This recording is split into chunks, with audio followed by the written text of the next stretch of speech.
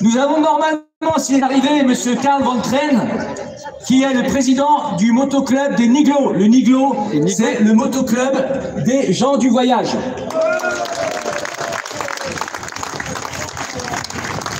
Nous avons Alexandre Jardin, écrivain, metteur en scène et Goethe. C'est Alexandre qui a créé ce collectif.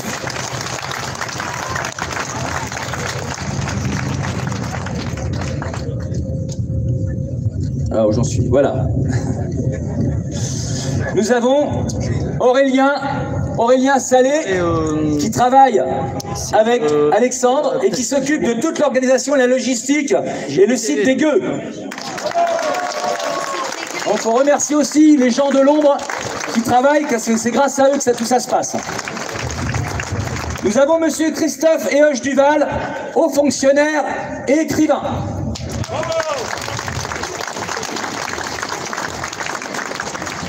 Nous avons monsieur Gilles Sabatier, maire de Breuil-sur-Couze, vice-président de la mobilité de l'agglo de Pays d'Issoire et en charge de la mobilité.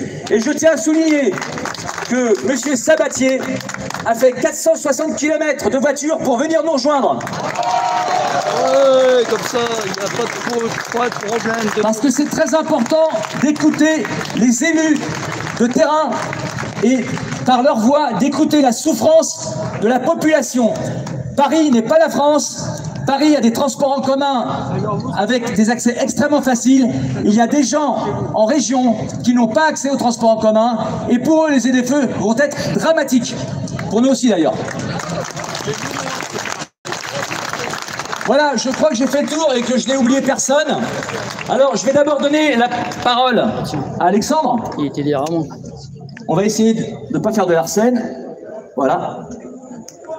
Attends, je te mets... Attends, hop. Voilà. On va plutôt un peu. Voilà.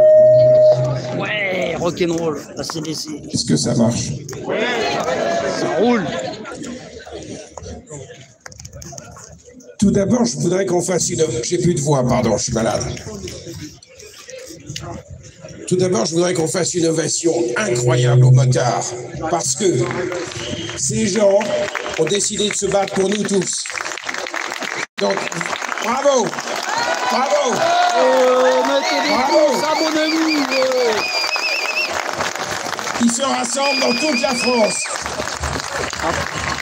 Dans une vingtaine de villes. Il y a un esprit chez les motards de solidarité.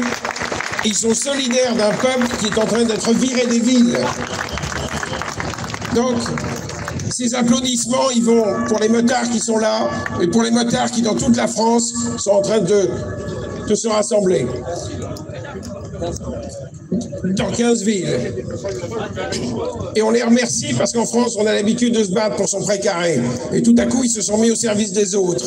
Et je dois dire que les réunions de préparation, ça m'a bouleversé de voir des gens qui étaient prêts à s'occuper des autres dans un pays. Chacun des gens que vous allez écouter. Tout d'abord, je voudrais dire pourquoi il y a certains élus locaux et pas forcément d'autres. Parce que d'abord, pour que le mouvement des gueux, le mouvement des motards, le mouvement des automobilistes, le mouvement des forains, tous les mouvements qui vont parler, puissent à un moment peser dans la balance, il m'a semblé fondamental que nos élus locaux, qui expriment notre territoire, qui expriment la base de notre République, soient à côté d'un mouvement populaire. Sinon, vous avez déjà vu des mouvements avec des gilets, ça n'a rien donné. Donc il faut un encadrement républicain pour qu'on pèse véritablement. Actuellement, les associations de maires sont en train de nous rejoindre. David Lisnard, le président des maires de France, est aux côtés des gueux. De plus en plus de présidents de départements des maires sont à nos côtés. De plus en plus de présidents de régions sont à nos côtés. C'est comme ça qu'on va peser, avec le mot « ensemble » et dans l'expression du fond d'un territoire, puisqu'on sait très bien que le problème, il est en haut, dans la déconnexion. Alors, pourquoi est-ce qu'on est tous là? Je vais essayer de résumer. Il y a une loi de partition, il y a une loi de ségrégation qui est en train de s'installer en France. Puisque